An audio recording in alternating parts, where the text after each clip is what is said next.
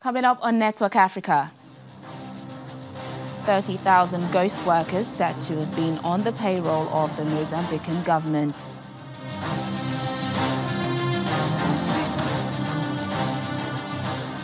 President Joseph Kabila promises to oversee peaceful elections ahead of the December 23 polls.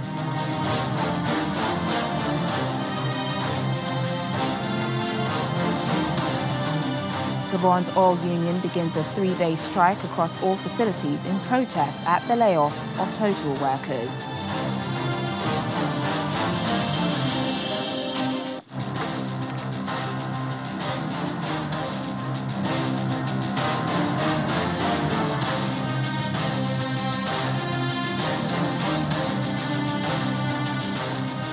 Hello and welcome to the program, everyone. I'm Teniola Shubawale. Begin in Mozambique, where the government says an audit of the civil service payroll has revealed about 30,000 ghost workers. These are out of 348,000 workers assessed who were paid for jobs they hadn't done, while others were dead or non-existent. According to the Civil Service Minister, Kamleta Namashula, the fraud cost an estimated $250 million over 2 years. The audit was carried out to assess the effectiveness of officials in a country which has been ranked as the 153rd most corrupt in the 2017 Transparency International Index. The president of the Democratic Republic of Congo, Joseph Kabila, is promising to oversee peaceful elections come December 23rd when citizens head to the polls. President Kabila, who is due to step down after 17 years in power, says his top priority is to ensure that elections go smoothly later this month. He was originally due to step down 2 years ago, but his refusal sparked a crisis in the country that killed many and forced thousands to flee. He again refused to rule out running for office in the future. Meanwhile, Congolese Nobel Peace Prize winner Denis Mukwege says he's very worried that this election will not be free, fair or peaceful.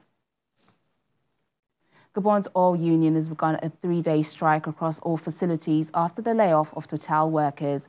The union called UNEP said only 4 of 6 fired workers had been reinstated, despite demands that they all return to work. Gabon produces about 200,000 barrels per day of crude, but output from the OPEC members' mature fields has reduced from a 1997 peak of 370,000. Meanwhile, a nationwide strike is underway as workers are calling for recent changes to the Constitution to be reversed. President Ali Bongo has been out of the country since October, seeking medical treatment first in Saudi Arabia, then Morocco. In his absence, Gabon's Constitutional Court has amended parts of the Constitution to allow the Vice President to hold ministry meetings and to unblock pending cases. But the Trade Union Alliance wants the President of the Senate to act as interim president, which is what the Constitution specified before it was amended. The United States has signed a pact with Senegal to increase economic growth and reduce poverty in the country.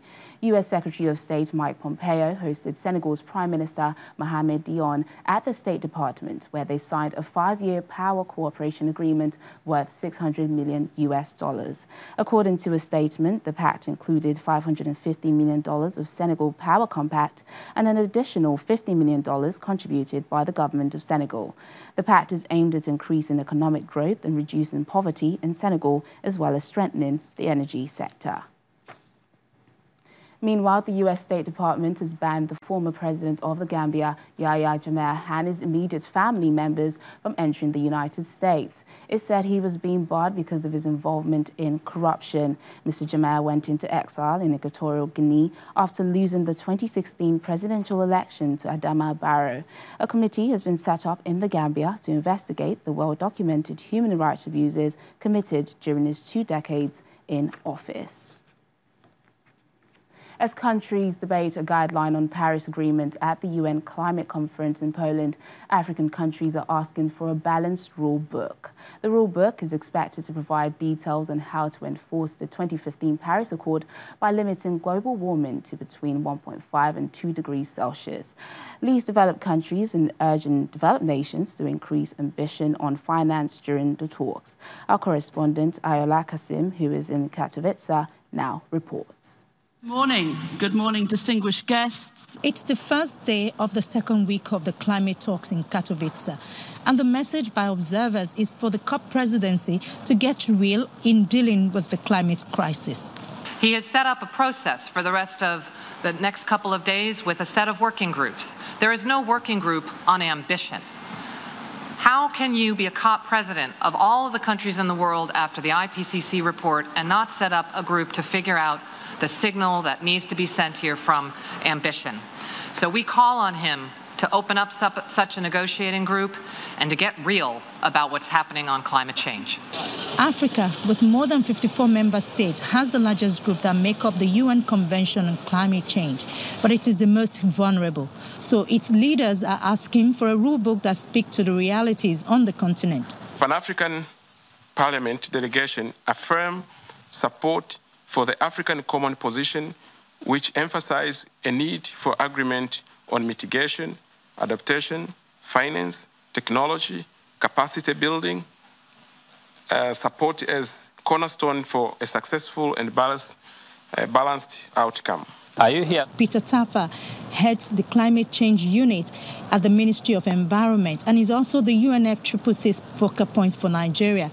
To him, Africa and indeed Nigeria do not intend to leave Katowice without a tangible result. Collectively, the Paris Agreement must be implemented. A means of implementation and the rule book is a must. So I'm very certain that we will get something out of it. Technical negotiators are now handing over to their country ministers who will now take over the discussions. Many here are hoping that the ministers will consider the needs of the people in the final document expected at the end of the week. From the United Nations Climate Conference in Poland, I'm Ayola Kasim reporting for Channels Television News. Ayola joins us live from Katowice for more on this. Good to see you. Hello, Taniola. How are you today? I'm fine, thank you. So what more can you tell us about this rule book? We get the reason behind the request for the rule book, but what commitment have African leaders shown towards curbing climate change? Well, the leaders are saying that what we need from this place is the guideline on how to the action to take on the Paris Agreement. Now, the rule book basically is to guide countries on how to produce their national climate plans, like Nigeria, for instance, what we need to do, what we need to put in place. That is what the rule book is essentially going to achieve. Now, how we need to communicate our emissions target, you know, to the UNFCCC, for instance, and how we can cooperate with the implementation of this target. Those are the things the rule book will guide us through, you know, and then, you know, everybody will need to, again, we'll be able to track the climate finance that you're putting on the table. That's what we are expecting. That's what this rule book is supposed to essentially provide. And then Africa, for instance, like Nigeria is a part of the African group. Everybody have come behind because they are the people suffering from, Africans, we are the ones suffering from the impact of climate change, right? So we want the developed country to really state there we want it clearly stated that they must commit the things they need to do so that when we start taking stock on the Paris Agreement, then we'll be able to say, this is what the rule book says, and this is what you've done so far. Have you measured up? Have you done what is expected of you? These are the things that we want the rule book to really state. I guess what activists want to see is an acknowledgement of the IPCC report. But why is there resistance to acknowledge and act on the report? Well, I wouldn't say there's no acknowledgement. I think everybody is acknowledging that something is going wrong, except, of course, United States, Russia, Saudi Arabia, and Kuwait. These are the countries that we're having issues with. And what is the issue, really? Towards the end of last week, for instance, when it was tabled, you know, the IPCC was tabled, the United States particularly did not want to use the word welcome in the final note. they said that we note the Paris Agreement, but we do not welcome the Paris Agreement. That's what the United States says. It said it was willing to note the report and express appreciation to the scientists who developed it, but not to welcome it, as that would denote endorsement of the report. As we have made it clear, that's the United States, the IPCC and other bodies, the United States has not endorsed the findings of the IPCC report. That is the state that we are now. Meanwhile, this as every other country, I mean, the European Union and the African countries and the Asian countries, they're so miffed by this that why would United States, Russia, Saudi Arabia, and Kuwait, why would they not want to welcome the IPCC report? But of course, when you look at them, they're big producers. They're the big gas producers, and then the emission producers, so, which is understandable. And of course, if you look at the United States, though the national government is saying this, but then they're saying that they are here. Everybody is saying that the United States is staying in and all that, but the government, unfortunately, is the one that is negotiating on behalf of the people of the United States. So it's the U.S. government and Russian government, Saudi Arabian government, and the Kuwaiti government that are actually they're not acknowledging the IPCC reports. That's what we found here. Well, Ayala, finally, what is the aim of COP24, seeing as there are still disagreements over aspects of the Paris deal? Yeah, basically, we want to write the rule book for Paris Agreement. Paris was done the Paris Agreement was done in 2015 in Paris-Le Bourget. So then artists came together and said that we want to move the world from we want to go on a sustainable pathway such that to reduce temperature to between 1.5 and 2 degrees centigrade. Then they asked scientists to look at the 1.5 degree pathway. The scientists came up and said that the pathway that we are right now is around 3 degrees centigrade. So you have to bring it down. And now for it to be achieved here in Katowice, the government must write a rule book that addresses this matter.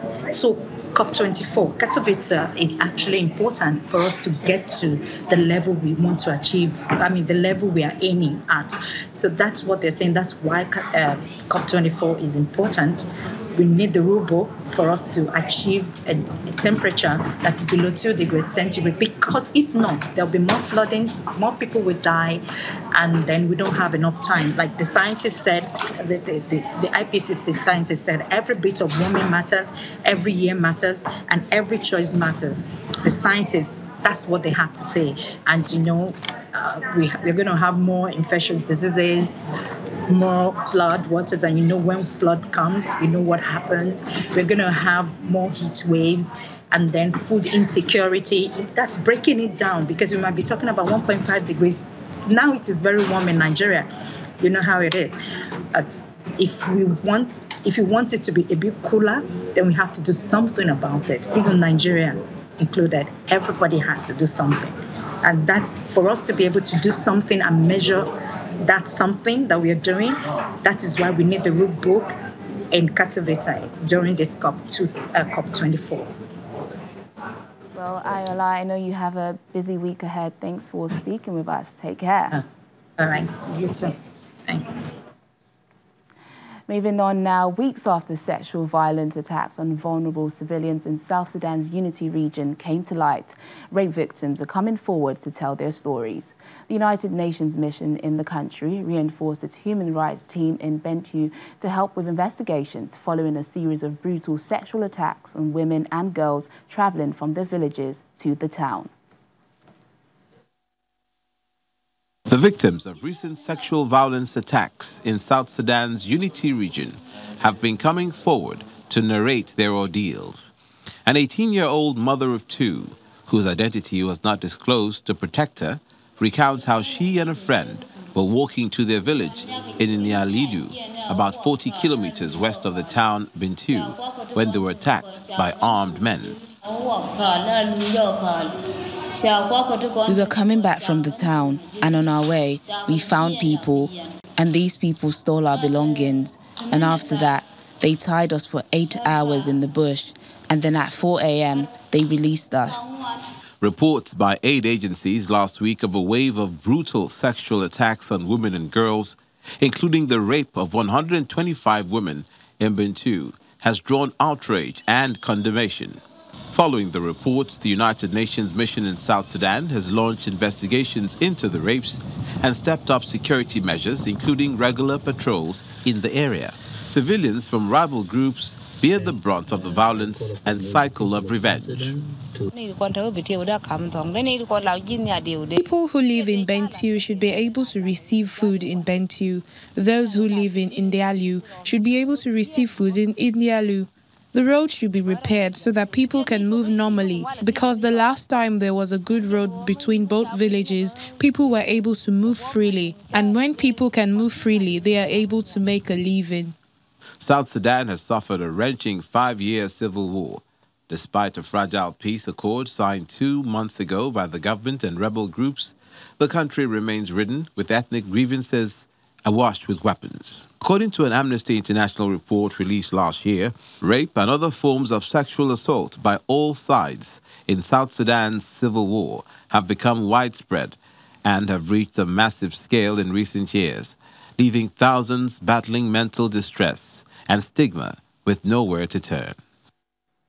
Still to come on the program, the International Organization for Migration in Cairo showcases films focusing on migration. Please stay with us.